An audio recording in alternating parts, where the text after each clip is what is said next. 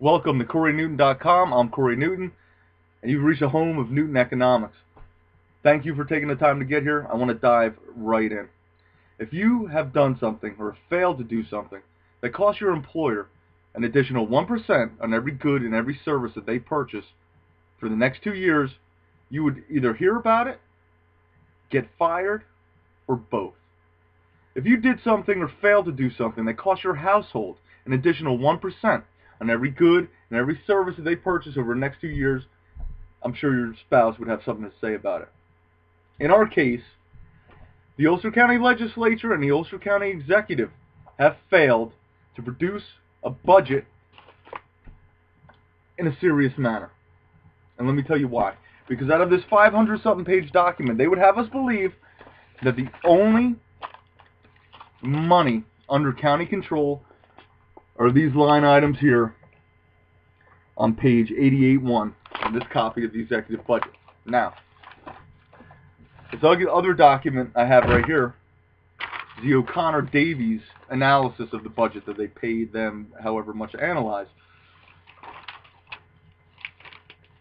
There is a 95% increase in funding for the legislature, a 33% increase in funding for the clerk of the legislature, a 53% increase for the district attorney, a 75% increase for the public defender, a 46% increase in the executive, a 46% increase in the finance department, a 46% increase for the comptroller, a 58.94% increase for the budget department, which produced a 500-page flipbook, a spreadsheet on a PDF format that does not distinguish between mandated funding and discretionary funding, and does not distinguish the level of funding associated with the mandated programs. And for that, every household and every firm in Ulster County is going to have a 1% increase in cost in every good and every service that they purchase in Ulster County for the next 2 years. Absolutely unacceptable. Let me talk about the links on the page. I recommend, for your convenience, when you click these links, right-click them and open them in a new tab. So you have a bunch of tabs open. You don't have to look at me making funny faces. You can let the video play in the background. And I want you to investigate some of these documents. Directly below me is this document, which is sending up to the New York State Assembly. This is my opposition to the 1% increase in the Ulster County sales tax. Directly below that is my opposition to the Ulster County budget, this document. I emailed that to every single member of the Ulster County Legislature. Beneath that is this document, the budget, an Excel spreadsheet that they didn't have until I sent it to them. So I went through the flipbook, I went to the expenditure page, and the corresponding revenue page, and entered in a spreadsheet. I used the O'Connor-Davies document, wherever that went, to put the increase or decrease in each program. They didn't even have this. These guys, the Ulster County Executive is the Chief Budgetary Officer of Ulster County. He's making over $100K. The Budget Director is making over $100K. They didn't even put it in an Excel spreadsheet. So the third document beneath me is the Ulster County budget and Excel spreadsheet. What I did was put it in the format to transition into an outcome-based budget. Now, if you're not familiar with outcome-based budgeting, it measures why. The O'Connor-Davies report doesn't say why a 95% increase in the legislature. They don't explain why do they need that money. And we don't have a fact sheet that says, well, it's mandated. Of course it's not mandated. But they would have us believe this is the only money they have under control. So, according to the legislature and the executive, all these increases that I mentioned, they don't have control over. They're mandated. All they have control over is this. And like I said in the other video, if you believe that, you believe Santa Claus comes on St. Patrick's Day. So it's not true. I don't want to call them liars.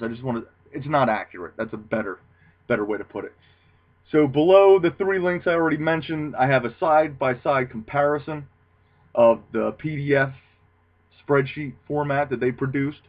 So I have the expenditures and the revenues contrasted against what I did with the Excel sheet. So all that is this document in PDF. So all they did is did that and print it. Well, I have this spreadsheet right next to it.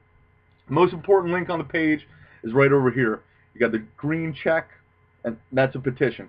I need you to right-click that, open it in a new tab, look over the petition. You need to find the comments. If you want to sign a petition, find comments, click that. It's going to ask for your name, it's going to ask for your email, and it's going to ask for your message.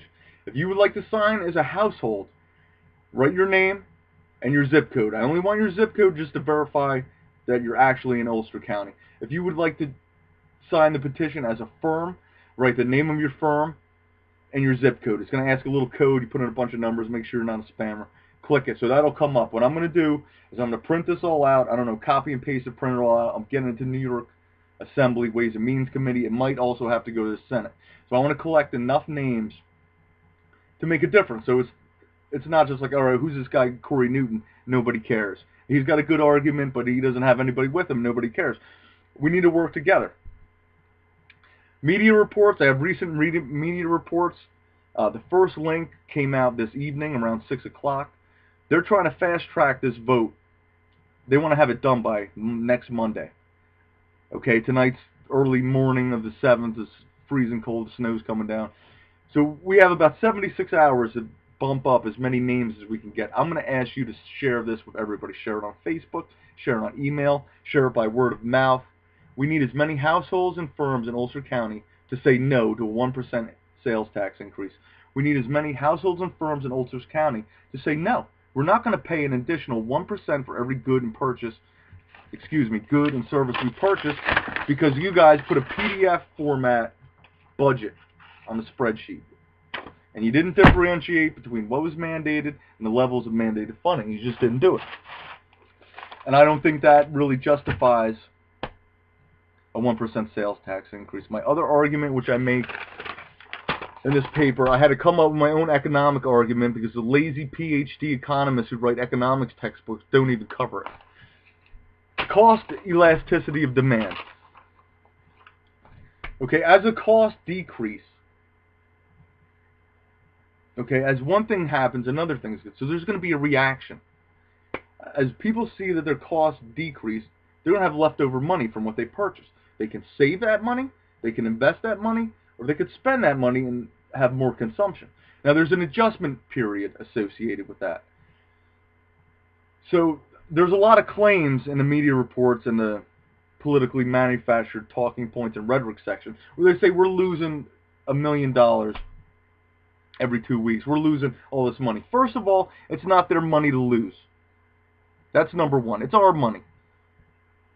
So it's not their money to lose. Second, they cannot accurately project that. Okay, that kind of economic analysis is called ceteris paribus analysis, which means other things constant. So they're using those projections on there's not going to be an adjustment period. People aren't going to change their behavior. I argue that they are going to change their behavior. And what they're trying to do is they're trying to cut off the adjustment period. They're trying to reinstate the 1% sales tax increase before everyone has the time to adjust it. Because in the end, a 1% decrease in a sales tax can be healthy for the economy and can produce economic growth. Nobody wants to hear that argument. I'm willing to make it. I've made it here in the first document beneath me. I've made it in the second document beneath me. And I haven't seen from the media reports or their politically manufactured talking points and rhetoric that they've refuted this. I'm using mainstream economics to refute their political chicanery and mambo-jumbo that they're spewing. Because all it is a smoke screen to not do an efficient and effective job and to charge us, the households and firms of Ulster County, an additional 1% on every good and service we purchase for the next 2 years. So that's my argument. I invite you to click around these links. I've asked you to sign the petition. Name, email address to get into it. The message, just write your name if you're signing as a household and your zip code. If you're signing as a firm, the name of your firm and the zip code. And we're going to get it to them, and hopefully it's enough to at least slow it down, send it back to the drawing board, because I can't get away with it. I can't imagine that the cost of every good and service my household purchases over the next 2 years is going to go up because this is what they produce. And it shouldn't happen to yours. And if you have a firm, the cost of everything you buy is going to go up, so the cost you have to charge everybody is going to go up, so it's less competitive. Stand up for economic growth. Stand up for political freedom, stand up for economic freedom, and oppose a 1% increase of the sales tax of Ulster County. Please sign a petition. Please sign a petition. Please share this with everybody you know. We can do this. We can make a difference. We can really do this. Thank you for your time. We'll speak again soon.